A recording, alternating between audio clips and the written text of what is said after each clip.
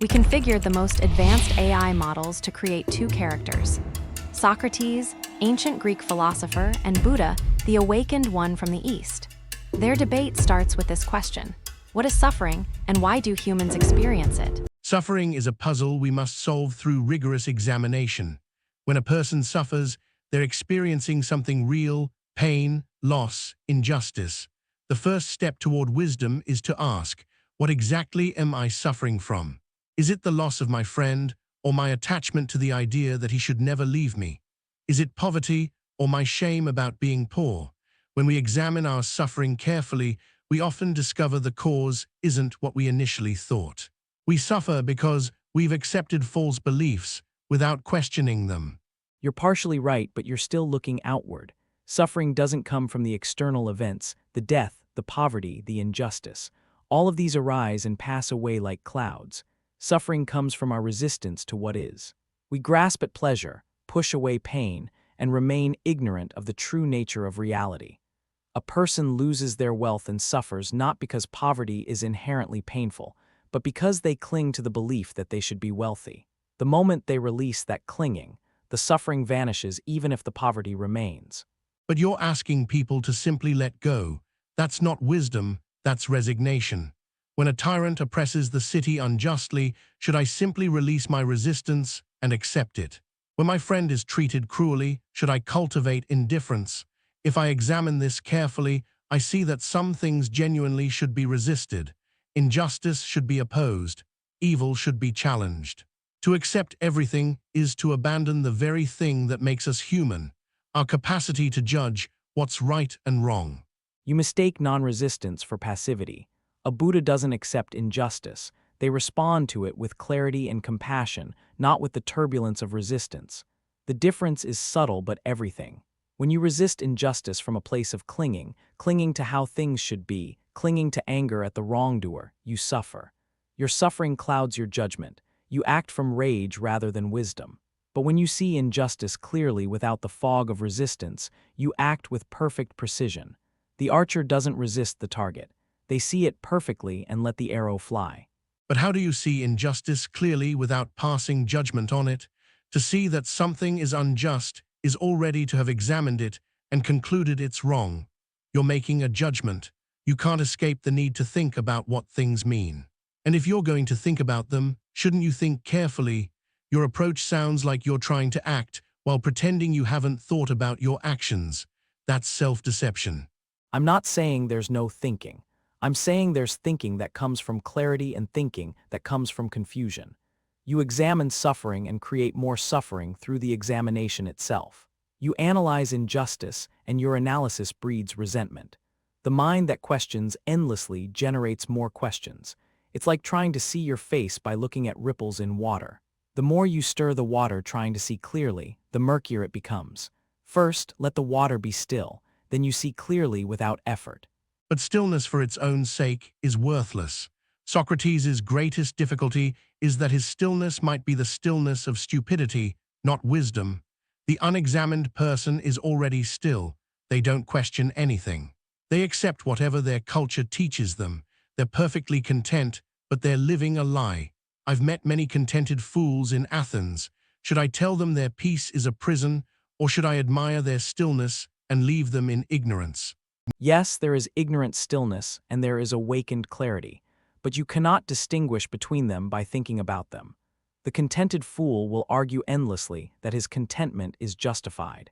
Your questioning will create defensiveness. He'll construct more elaborate justifications. His mind becomes more tangled. The only way he awakens is if he directly experiences the inadequacy of ignorant contentment. And that experience comes through practice, through meditation, through living, not through debate. Sometimes a person must suffer deeply before they're willing to let go of their false peace. So your answer is to wait, to let people suffer until they're broken enough to listen. That seems cruel. I believe in human dignity, in the potential for anyone to wake up to truth through dialogue. When I question someone honestly, I'm honoring their capacity for reason. I'm saying, you have the ability to think deeply about your life. Let's think together. That's the opposite of cruelty. That's respect. I don't say to wait passively. I say to meet people where they are. If someone comes to me suffering, I don't interrogate them. I teach them to observe their suffering directly. I show them that within their suffering is the seed of awakening. But if someone is content in their delusion and hasn't come seeking truth, your relentless questioning just hardens their defenses. You're like a man trying to wake someone who's sleeping peacefully. They'll only resent you. Let them sleep until hunger or pain naturally wakes them. But what if they never wake? What if they live their entire life asleep? You're assuming suffering will eventually force awakening, but I've seen people suffer their whole lives without gaining wisdom. They just become bitter or numb. The question keeps them alive. The examination keeps the possibility of growth open. Yes, it's uncomfortable, but discomfort is the price of freedom. The person who never questions their suffering will never transcend it. You're right that many people suffer their whole lives without awakening, but look at why. It's because they're doing exactly what you suggest. They're analyzing their suffering, creating stories about it, resisting it, trying to solve it through thought. The mind spins endlessly. They suffer from the suffering itself, layering confusion on top of pain. I teach the opposite. When you suffer, don't immediately try to understand it. Don't create a narrative about why you're suffering. Just feel it, observe it without judgment. In that pure observation, something shifts. The suffering loses its grip. Now I'm confused about what you mean by observation without judgment.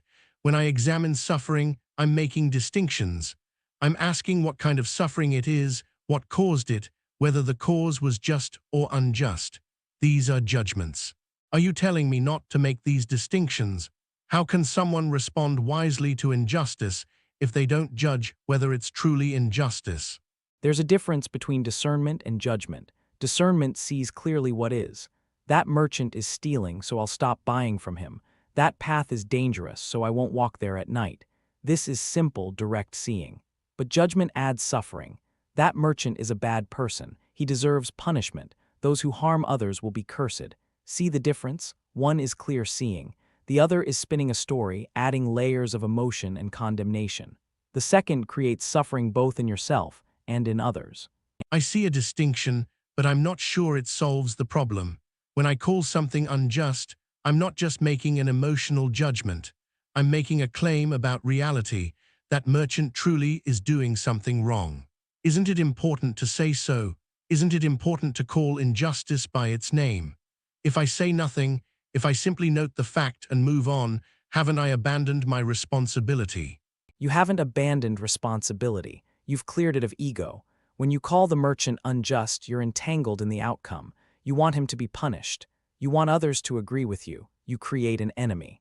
But when you simply stop supporting theft and explain clearly why, without the weight of moral condemnation, you've done what needs doing without adding suffering to the world. The merchant may learn from his natural consequences. Or he may not. That's not your burden. But it is my burden. That's what makes us human. I can't simply witness wrongdoing and remain neutral. That neutrality is itself a choice to let evil continue unopposed. This is why I've spent my life questioning the powerful in Athens. I cannot remain silent when I see injustice. To remain silent is to collaborate. I understand your passion, but look at the result. You've spent your life in conflict. You're hated by those in power. You've made enemies. Are you less suffering now, or have you generated more suffering through your noble resistance? I'm not saying don't act. I'm saying act from clarity rather than from attachment to being the hero who fights injustice. Act because the situation calls for action, then release it. The river flows around the rock. It doesn't battle the rock or take pride in flowing around it. Perhaps we're asking the wrong question. Let me reframe it. When you counsel someone to stop clinging and accept what is, aren't you asking them to cling to your teachings instead? Don't you, through your own example and words, create new attachments? The student becomes attached to the idea of non-attachment. They cling to the practice of meditation. They cling to the Buddha's words. Haven't you simply replaced one form of clinging with another? This is a fair question. And yes, at first this happens. The student may practice meditation and become attached to the practice itself. They may mistake the teachings for wisdom, but the teachings themselves point beyond this. When genuine understanding arises, even the teachings are released. The student sees through the words to the reality they point to. In that moment, There's nothing to cling to because they've seen the illusion of separation itself. But how can you be certain someone has reached this state?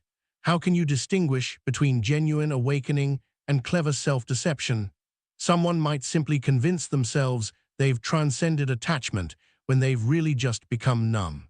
A person might think they're in contact with ultimate reality when they're actually losing touch with reality entirely. These are valid dangers. That's why practice is important and why true teaching matters. But the verification isn't through more thinking. You can't think your way to certainty about awakening. You have to verify it through direct living. Does the awakened person act with more compassion? Are they harmed by the world's suffering, or do they respond to it with equanimity? Do they create peace around them or turbulence? These are the tests. I appreciate that, but it leaves me uncertain.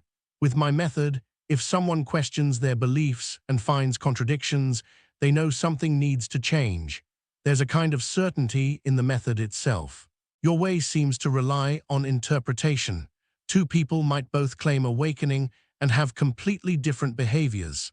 How do I know which is genuine? Perhaps you don't know from thinking about it. Perhaps you know by sitting with each one. A truly awakened person radiates something beyond words. Their presence itself teaches. You feel it. The person pretending awakening while still driven by hidden desires, their falsity becomes apparent in time, even to the skeptical mind. I can't give you a logical proof, but I can say this. When you stop demanding certainty from thought and allow direct knowing to arise, you'll recognize awakening. That's a beautiful answer, but it's not satisfying. You're asking me to trust intuition over reason, and intuition can be so easily fooled. I've met charming frauds and brilliant tyrants. Their presence was magnetic. But examining them revealed corruption. I need questions. I need rigor. That's the only honest path I know. And I respect that. Your path isn't wrong. For some minds, the path is through thinking. But it's a slower path because it assumes that understanding leads to freedom. I'm pointing to something different. That freedom comes first, and from freedom, true understanding naturally arises. Your students must think their way to wisdom. Mine must be still enough to receive it. Perhaps then we're not contradicting each other. Perhaps we're describing the same journey from different starting points. The unexamined life may lead to numbness. The examined life may lead to confusion. But perhaps both eventually converge, when examination becomes so thorough that it exhausts itself, and when stillness becomes so deep that it naturally generates clarity. This is wise, yes. The overly questioned mind and the under-questioned mind might eventually meet at wisdom. The problem is most people stop halfway.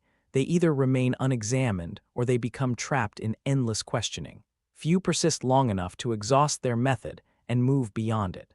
Then our real disagreement isn't about whether to question or to be still. It's about the nature of suffering itself. Do you agree that suffering has a cause that can be understood? Yes, the cause is craving. We crave pleasure and try to hold on to it. We crave the absence of pain and try to escape it. We crave to be, to exist, to become someone. This constant craving is the root of suffering. But what causes craving? Is it natural to humans? It arises from ignorance.